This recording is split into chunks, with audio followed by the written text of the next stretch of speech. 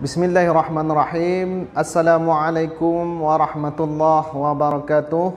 Perkenalkan, nama saya Muhammad Marzuki MAG, guru bidang studi fikih di SMA Islam An-Nizam. Pada pertemuan ini kita bermohon kepada Allah agar Allah memberikan kita kesehatan, kekuatan sehingga kita menjalani setiap aktivitas kita dengan penuh rahmat Allah Subhanahu wa taala. Bismillahirrahmanirrahim. Pada hari ini kita mempelajari konsep usul dan konsep fikih. Yang pertama itu kita pengertian fikih dan usul fikih. Fikih ini secara lughah adalah diambil dari kata, secara bahasanya diambil dari kata faqaha yafquhu, artinya pemahaman secara mendalam.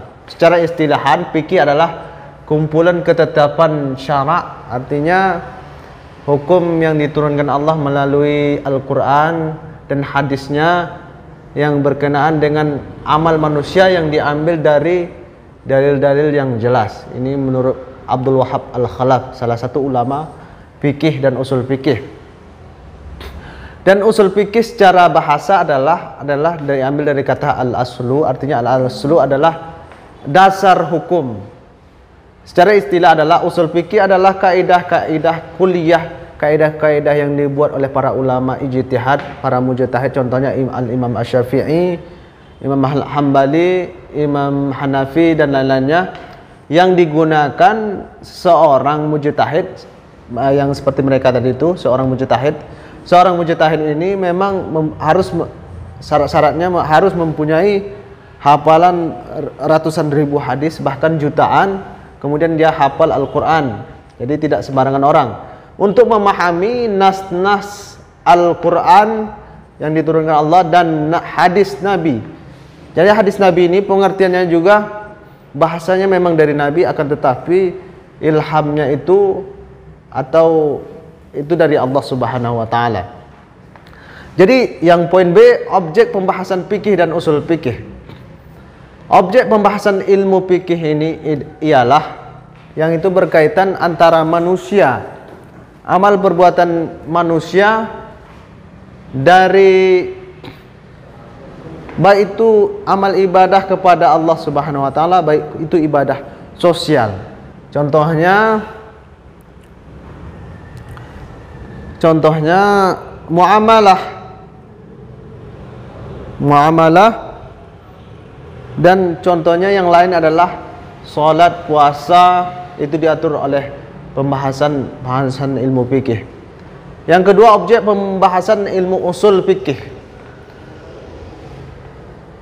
Ini ada dua. Yang kemudian yang pertama itu dalil dalam Al-Quran dan As-Sunnah. Yang pertama itu adalah lapas nas dari segi bentuknya. Jadi ilmu usul fikih ini mempelajari, melihat dan membuat kaidah, dia melihat nas Al-Quran. Contohnya alif lam mim dzalikal kitabu la raiba fih. Dia melihat nasnya secara langsung dan segi bentuknya, bentuk kaidahnya. Dan yang kedua, lafaz nas dari segi cangkupan maknanya. Contohnya yadullahi fawqa aydihim. Allah itu kalau diterjemahkan secara harfiahnya, Allah itu mempunyai tangan. Akan tetapi ulama usul fikih mentakwilkan, menafsirkan ayat ini bukan tangan. Artinya kalau tangan Allah berarti sama dengan manusia. Akan tetapi Allah di situ, ulama mengistilahkannya itu tangan itu adalah fungsi secara verbal, bahwasanya itu kekuasaan Allah Subhanahu wa taala. Yang ketiga adalah lafaz dilalah. Lafaz dilalah ini adalah contohnya lafaz yang terdapat di dalam Al-Quran, seluruhnya itu dilalah. Adapun dalil-dalil berdasarkan ijtihad para ulama, yang pertama itu al-ijma'. Apa pengertian al-ijma'?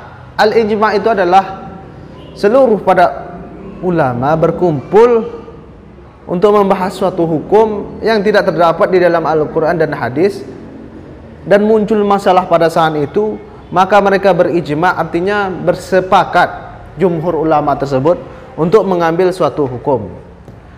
Dan al-qiyas adalah yang tidak terdapat pada zaman Rasulullah dan terjadi pada zaman sekarang. Maka bagaimana cara mengkiaskannya ini? Contohnya, di Indonesia tidak terdapat gandum, di Arab Saudi terdapat gandum. Rasulullah SAW membayar zakat dengan gandum, maka dikiaskanlah bahwa makanan pokok yang untuk membayar zakat di sini adalah dengan beras. Itulah al-istihsan, adalah mengambil yang paling baik, artinya mengambil kebaikannya.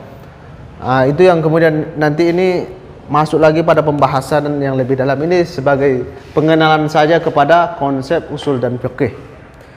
Demikianlah pertemuan kita pada kali ini. Semoga pertemuan pelajaran hari ini mendapatkan keberkahan daripada Allah Subhanahu wa taala. Apa-apa yang kita pelajari hari ini berimplikasi pada kehidupan kita yang nyatanya. Dan jangan lupa like, comment, and share. SMA Islam An-Nizam, unggul, cerdas, Islami. Assalamualaikum warahmatullahi wabarakatuh.